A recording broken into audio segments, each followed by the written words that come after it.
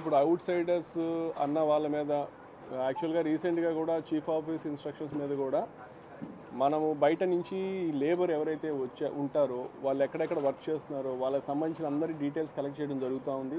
చేసాము. వాళ్ళ మీద నిఘా ఎలా ఉంచుతున్నామంటే ఈ మధ్య మన కాలంలో చూసినట్లయితే అందరిది కూడా లైవ్ స్కానర్.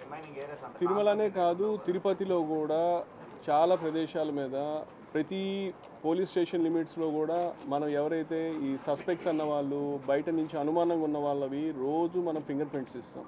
యావరేజ్గా మన డిస్ట్రిక్ట్లో మనకు 2 రకాల ఉన్నాయి, ప్యాపిలాన్ స్కానర్స్ అని, లైవ్ స్కానర్స్ అని. ప్యాపిలాన్ స్కానర్స్ వచ్చి మనం ఉన్న ఆల్రెడీ ఎగ్జిస్టింగ్ ప్రింట్స్ తోటి మ్యాచ్ చేసి వాళ్ళ మీద ఏమన్నా క్రైమ్ వాళ్ళకి హిస్టరీ ఉందా లేదా అని తెలుసుకోవడం. లైవ్ స్కానర్స్ ఏంటంటే కొత్త వాళ్ళని కూడా మనం వాళ్ళ ఫింగర్ ప్రింట్స్ కూడా మనము డేటాబేస్లోకి కొత్తగా ఎక్స్పోర్ట్ చేసుకోవడం.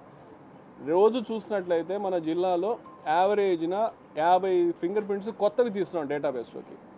అది కాకుండా ఇంకొక 100 మంది దాకా మనం రోజు స్ట్రేంజర్స్ని ఇదిగో బయట నుంచి అనుమానంగా ఉన్న వాళ్ళని వాళ్ళ ఫింగర్ ప్రింట్స్ మ్యాచ్ చేయడం చేస్తూ ఉన్నాం. లాస్ట్ మంత్ ఫిగర్స్ చూస్తే మన జిల్లాలో దరిదాపు 1500 ఫింగర్ ప్రింట్స్ కొత్తవి మనం తీసుకోవడం జరిగింది. ఇది కాకుండా ఇంకొక 2000 మంది స్ట్రేంజర్స్ అయినా మనం వాళ్ళ ఫింగర్ ప్రింట్స్ టాలీ చేయడం జరుగుతూ ఉంది. సో అట్లా స్ట్రేంజర్స్ అన్న వాళ్ళ మీద మనము ఈ ఫింగర్ ప్రింట్స్ ఉన్న డివైజెస్ తోటి మ్యాక్సిమం యూటిలైజ్ చేయడం వల్ల చాలా వరకు మనం కొత్త డేటాబేస్ యాడ్ చేస్తున్నాం. ఉన్న క్రిమినల్స్ కూడా చాలా చోట్ల పట్టుకోవడం కూడా జరుగుతుంది లైవ్లో. ఈ మధ్య లాస్ట్ 2 నెలల్లో ఈ ఫింగర్ ప్రింట్స్ చేయడం వల్ల చాలామంది సస్పెక్ట్స్ని పట్టుకోవడం జరిగింది. Cell phone offenders, bag lifters, చిన్న ఈ హౌస్ బ్రేకింగ్ చేసే వాళ్ళని, చాలామందిని మనం పట్టుకోవడం జరిగింది. సో నిజంగా మనకు చేయడం వల్ల నిజంగా కూడా మనకు క్రైమ్ డిటెక్షన్ ఉంది, అట్లాగే క్రైమ్ ప్రివెన్షన్ కూడా బాగా సిగ్నిఫికెంట్గానే ఉందనేది మా అభిప్రాయం.